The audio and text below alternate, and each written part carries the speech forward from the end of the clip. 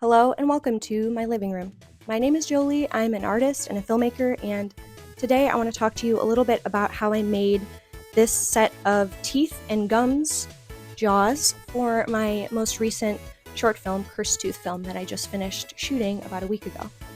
To start, I was extremely inspired, obviously, by Little Shop of Horrors with the Steve Martin dentist scene. I loved the shot from inside the mouth, and ever since I saw that, I thought, as a prop maker, how can I do that?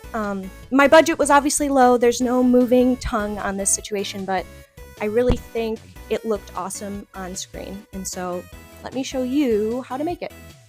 So I started out by making a bunch of these paper mache, celluclay, and tinfoil teeth.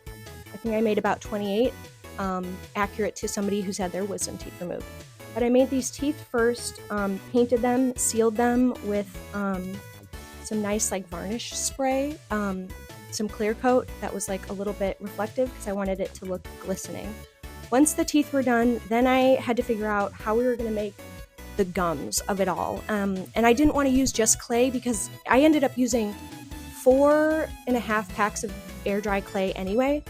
And I wanted it to be light so that we could mess with the props, so I ended up using a pool noodle. And I took a hot knife and I cut out little spaces in the pool noodle where the teeth would go. I put a wire hanger through both of the pool noodles to kind of keep that shape, and I glued it onto some cardboard. So after I secured the pool noodle down and I used the hot knife to cut in all of the holes where the teeth would go, I practiced placing them and marked them a little bit with Sharpie so I knew they would fit. I hot glued all of the teeth in just to secure it, and then I started with building out a little bit of the tongue and the roof of the mouth so that it wouldn't all be clay. So underneath here is some tinfoil, some newspaper, and some masking tape that I used to kind of create the shape of the tongue to go upwards and to create what I imagine is what the roof of a mouth would be like. So that way I would have a little bit to build off and not use as much clay because I used so much clay. So then at that point, when it is all ready to be paper mached, I got this, I found the substance. I really love air dry clay, but I found this stuff called Celluclay, which is basically just blended paper, and you just add water to it, and it saved me a lot of time in my process, and it was basically perfect. So I spent, I'm gonna say 3 weeks maybe waiting for it to dry, celluclaying it down, filling in everything, making sure it dried all the way through so it didn't get any mold because there were some wet spots, and the bottom of this is cardboard. So once the celluclay was done, the texture was a little bumpy. It was very, you can use celluclay to make Halloween masks, but for this I wanted it to be smooth and somewhat realistic to a human mouth as much as I could for the model. And so after the celluclay was entirely dried, I took that air dry clay and I filled over all of the bumpiness. I sanded it a little bit, and then I realized I just wanted to do a thin layer of clay on the whole thing. And that ended up being the best option, and I think it looked the best. So, I did the tongue, I did the roof of the mouth, and I love the texture. I was able to put little indents in the tongue and add little stripes to the top of the mouth to create that roof of your mouth effect feeling. And I filled in all of the cracks. I went all the way up to the teeth on the gums so that it looked really sealed. And because this is a little cartoonish and there's space in between the teeth, I just wanted to have fun with it and use the clay at that point to really link things together and make them look good.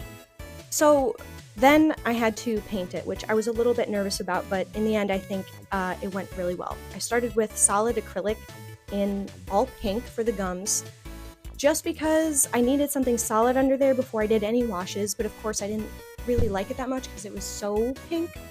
I did a couple red washes. The red looked crazy because gums really are pink, not red, unless you have some kind of gingivitis situation. So I did multiple washes on this to create a lot of really fun details and layers on the roof of the mouth.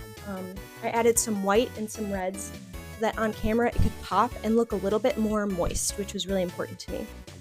Then finally, once it was painted, which I'm going to say that process took another week and a half because of all of the washes and everything that I wanted it to dry, I ended up touching up all of the white on the teeth too because there was a lot of pink and gum colored paint that got onto them, and I just wanted them to look super clean. And then after painting, the last part, which was the easiest but also the scariest for me, was definitely sealing it. I debated whether or not I should use a 2-part resin or an epoxy, because I wanted it shiny, I wanted it sealed, I wanted us to be able to play with it on set a little bit and possibly make it moist looking without damaging this piece of art that I had worked on for so long. So I will try to list in the caption of this video what exactly I used, but I used 2 different kinds of spray varnishes, and they were both like clear sealants, and they really I'm gonna say I did 15 different coats of that varnish in my backyard, and I just would let it dry for an hour, come out and spray it.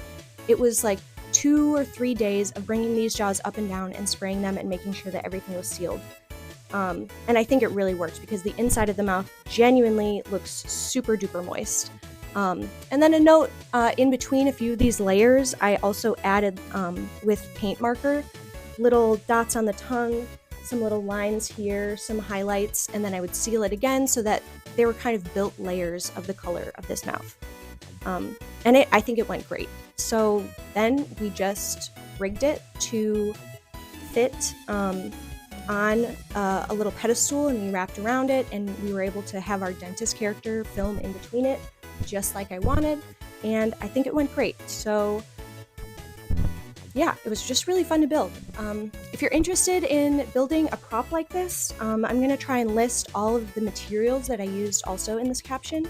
But also, if you like the way that this mouth looks and you're really interested to know what the shot looks like on camera, please follow my short film, Cursed Tooth Film, on Instagram. We're posting updates all the time.